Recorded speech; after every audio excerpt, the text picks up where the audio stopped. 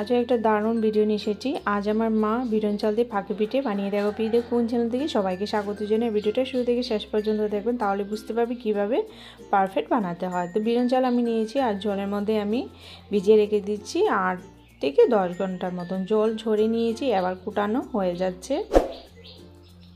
পুরনো যদি বিরন চাল হয়ে থাকে কমপক্ষে কিন্তু 12 থেকে 13 ঘন্টা জলে ভিজিয়ে রাখতে হবে, তারপর কিন্তু এটা পারফেক্ট হবে। নাহলে কিন্তু যখন পিঠেটা বানাবেন কিন্তু ভেঙে যেতে পারে।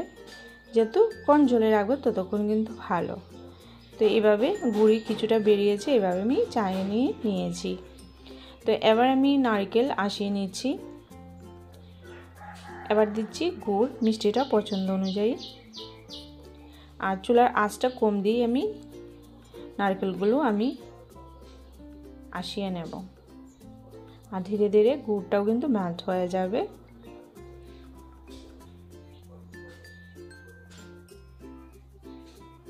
অনেকে কিন্তু বিরিয়ান চালের পিঠে বানান বা ভেঙে যায় বা পারফেক্ট হয় না।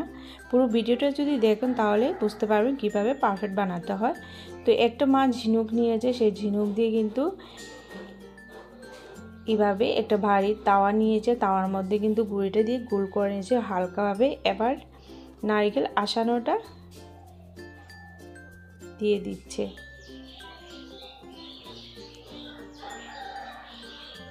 এভাবে ঝিনুকটা দিয়ে পাল্টিয়ে নিয়েছে।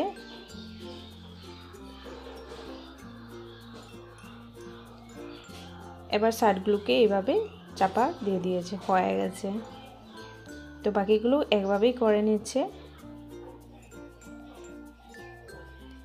আমার মা বানিয়ে নিচ্ছে, কেননা আমি এভাবে আমার মা যেভাবে পারে সেভাবে আমি কিন্তু করতে জানি না, তার জন্য আমার মাই আজ বানিয়ে নিচ্ছে পিঠেগুলো।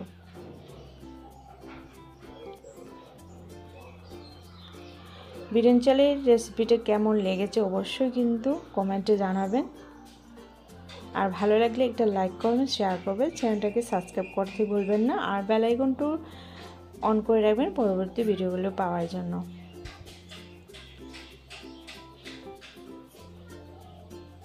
যেভাবে বিরিয়ানি চালের পিঠেটা প্রসেসিং করেছি এভাবে করলে কিন্তু বিরিয়ানি চালের পিঠেটা কিন্তু অনেক পারফেক্ট হবে। তো হয়ে গেছে, আমি এভাবে কলার পাতার মধ্যে কিন্তু উঠিয়ে নিয়েছি এক এক করে।